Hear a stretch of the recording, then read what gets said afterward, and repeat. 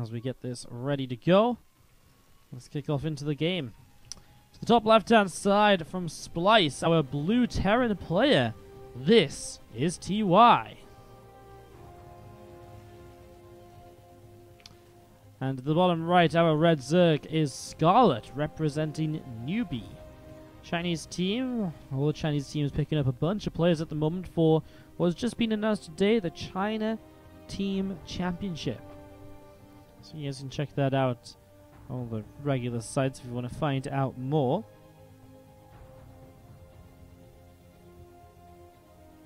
As we get this ready to go.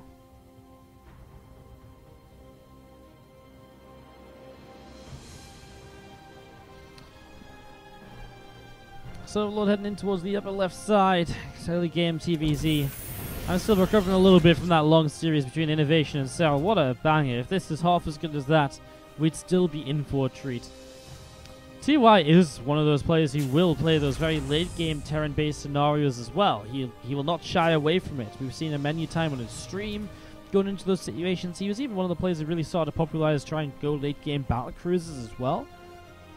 Scarlett, of course, is someone who I actually haven't seen much ZVT of at all as of late, so I can't actually think back to the last time I watched Scarlett play ZVT. So I don't really know what to expect from her. She can really come out with a whole bunch of different things here and there sometimes, as we do see this SCV coming down to the bottom right side to have a little bit of a scout and see what's going on.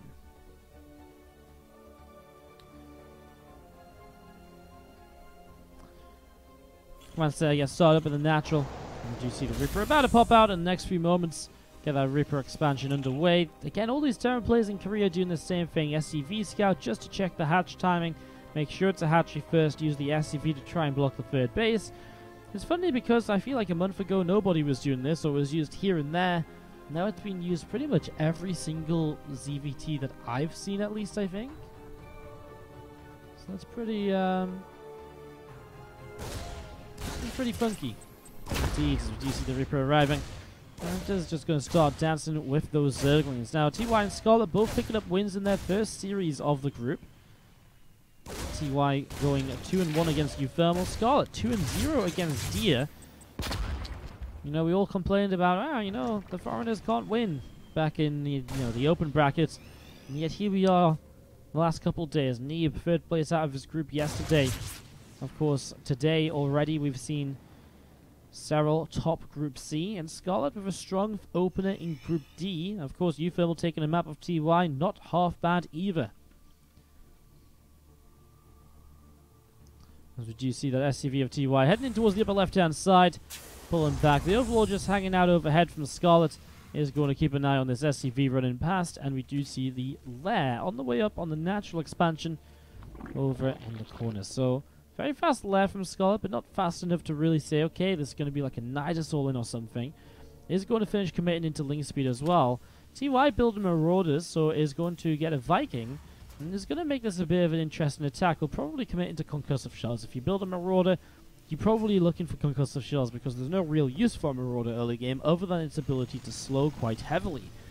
So Marauder, and then I'd imagine like a Medivac, Concussive Shells, and probably like a Hellbat Viking push, with a Medivac support as well, with the Marauders there too. Like, it's a cool little funky build we're seeing here. So very aggressive in the very early stages as we get this going. No Concussive Shells yet though. Will start up soon. Has to start up soon, otherwise it's going to just be missing it altogether, because the Armory is on the way. So time is running out to get that going. Okay, it is Nidus from Scarlett, but it's a bit of a different Nidus. It's not a Roach-Ron, so it's not Roaches, it's Ling Queen Nidus. I'm not sure how Ling Queen Nidus does against a Hellbat attack, because I would imagine the Hellbats are going to be pretty good at dealing with the Zerglings. And that's kind of the issue. So it is a Nidus, but a little bit different to what we saw before. And we do see the Queens on the way up, extra Zerglings on the way out. So it's going to be tons of Zerglings to get going here, as we do see an Overseer morphing in. A couple of Hellions are poking, the rest of the Hellions coming across. The Lingers are going to try and run by into the natural, and they'll get straight in there. Actually, the depots are down. So TY making a mistake. One Hellion up on the high ground. Oh, let's Lings into the main as well. This is bad, as the other Lings actually just completely go around this army. Oh my god. Well, what now? The Lings, I mean, there's going to be a Nidus Worm still in the main base of the Terran player. Is this really going to become a base trade? Well, the low ground's going to be completely sacked. Queen's popping out of the Nidus. Another Hellion pops out. Will be able to morph into a Hellbat. Can be repaired. Well, on this side of the map, obviously the Hellbats are having a pretty good time already. There's only Lings that can be made, so I just don't see how Scarlett ever cleans up the Hellbats. That's the biggest issue I have right now. I just don't see how you ever clean up this attack over here, especially if the Queen's on the other side. And the Nidus network just got killed, so actually, if the Nidus network die and these Queens can't go back home, the Liberator is well positioned too and is picking off all of these Queens. Yeah, this is Scarlett not having a way to properly defend this. Marauders and Hellbats continue to push through the main base. Things will continue to do some damage. They're the scariest part of this right now. The Queens do get around onto the other side of this Liberator, which will reposition once again. Mauling streaming across the map, but again, Scarlett's on 8 drones. Those last 8 drones are going to be dropping soon as well. Actually kills off the spawning pool.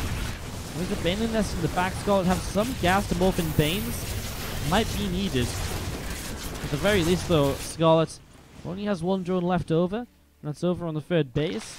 Has some other money. Okay, spends it on Banelings, though. This is not necessarily a tie just yet either. There's another Hellion on the way in the main. A couple of Queens just getting shots off where they can. The other Orbital TY down to the bottom. Even if you just drop a few mules off here, would be fantastic, right? Oh my god, TY stacked up! The Banelings get a huge connection! And suddenly TY loses the Hellbat, loses the Marauder. And those last couple of Hellbats going to get surrounded. TY probably has to lift these up and get out. Only saves one of them. Scarlett's down by 9 workers. Oh, the Liberator is going to just not grab the Queen. Oh my god, the transfusions are clutch from Scarlett. Comes down to the low ground. The entire main base covered in creep, by the way, so the main orbital can't even re-land over here. But it is mining with mules now on the bottom side of the map. A few drones from Scarlett. She makes a few more. I think at the end of this all said and done, though, the mules on the bottom side are just a little bit too powerful, and TY will be able to produce more Hellions, aka more Hellbats, which really are just going to be the absolute best thing you can have in this situation, because there's only Zerglings, there's only going to be Zerglings. More Zerglings coming over here, just running around, seeing what else is going on. Alright, I think at this point, right, just more Hellions. And the game really does just stabilize. I mean, what can the... Maybe if the Lings get across and they shut down these workers, but then there's Hellions and Hellbats on the low ground. So I just don't think the Lings can win that fight. Don't think the the Hellions can win that fight. Reactor finishing up on the racks. Can the factory swap over that? It's blocked by the creep, isn't it? Oh my god. Just built a reactor that then the racks lifted off of and can't land back. Well, again, the Lings run in. The Hellbat can micro for the medevac too, and the Lings just do exactly what we thought they would if they arrived on the natural, which is nothing at all. Scan to clean up some of this troops, but push this away, get use on this reactor again. A little bit faster than having to build a whole new reactor. It's cheaper as well. One Hellbat left in the main base. I mean, Scarlett is again building up a good amount of workers, but TY is mining over here too, and I think all said and done, it's just a case of TY feeling comfortable enough to move back onto the map with more units to really put a nail in the coffin. Banshee starts. It's just another sort of like unit here which is really going to be very good at sort of saying, hey, you know what, let's just make sure I'm not going to die to anything. Maybe you can get a bit of harassment with it as well. It's a real precautionary unit as an SCV in the front gets picked off. I mean, every worker counts at this sort of stage, which also is true from Scarlett, of course, as she gets her drones barbecued. Medevac showed up here, but didn't really do much, and those drones are just running around in circles. 15 workers killed, transfuses one of the drones, knows it's over. TY takes game number 1. GG. So TY picking up the first game of this series.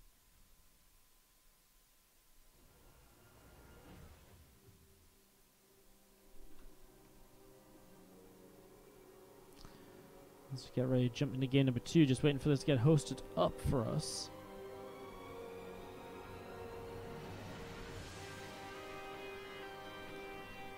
Just waiting for that to get going.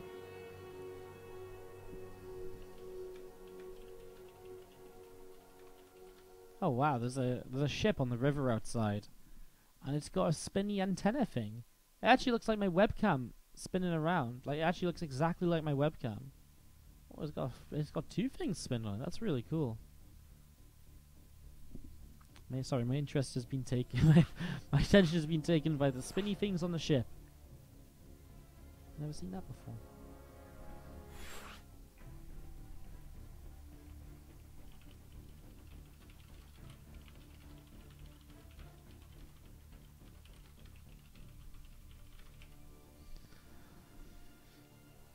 Okay. Game 2 coming up in a moment. The ship play-by-play. Yeah, it's pretty bonkers actually, guys.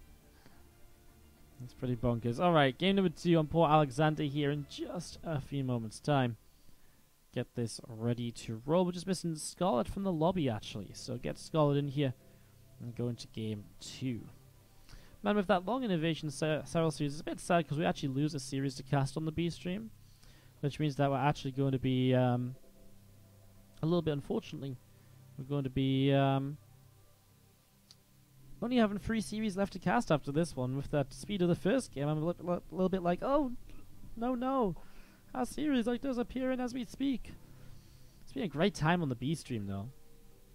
I mean, really, shout out to ESL-IEM for having me. It's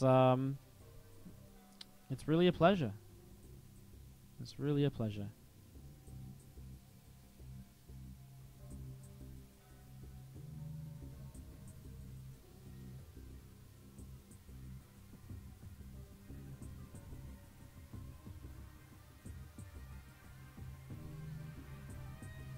Alright, so we're just waiting for players to get into the right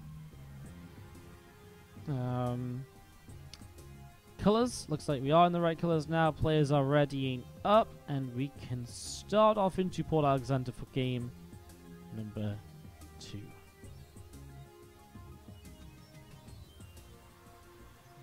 There it is. Countdown begins.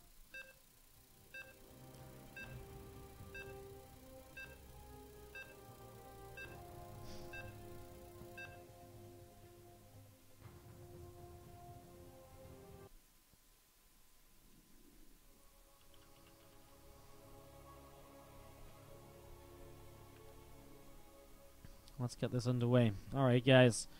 Game number 2 on Port Alexander, and it is TY currently up a game here against Scarlett.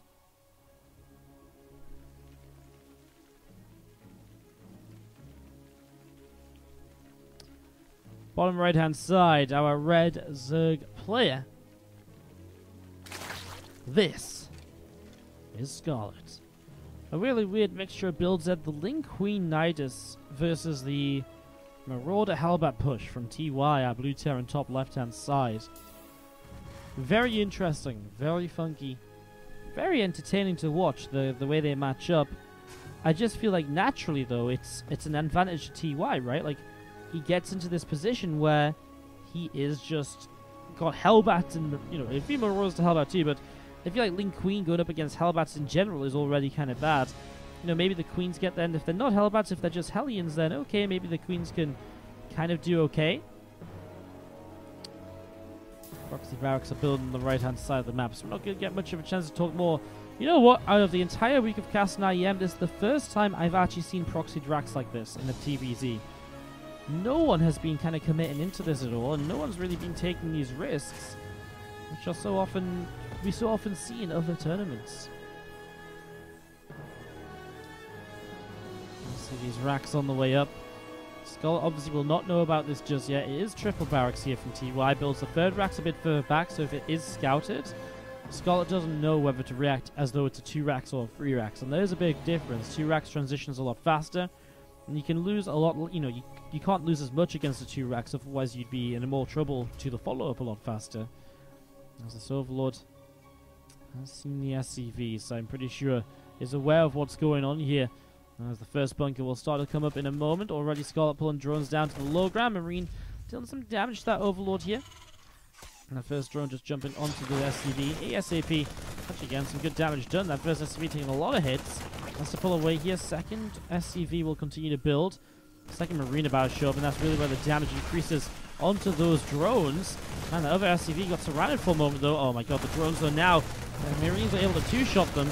And now this SCV, I think, should be able to finish the bunker. It's going to be close with Zerglings finishing in a moment. Right now, it's on the good side of the bunker as well. Cancels the Spine Crawler. This is going very badly wrong for Scarlett here. Well, I'll tell you what, there's not going to be SCVs to repair the bunker for a moment or two. One of them gets picked off now. Oh, there's actually more SCVs that got pulled across the map by TY, and that little bit of repair goes such a long way, and that's going to be it. GG's. TY takes game 2 against Scarlett and wins the series.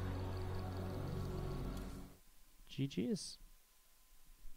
Alright, well that's it, guys. Scarlett drops down to TY just like that, and TY will stay at the top of the group. Meanwhile, in the Group D, we have Bunny and Sue tied up 1-1 on the main stream.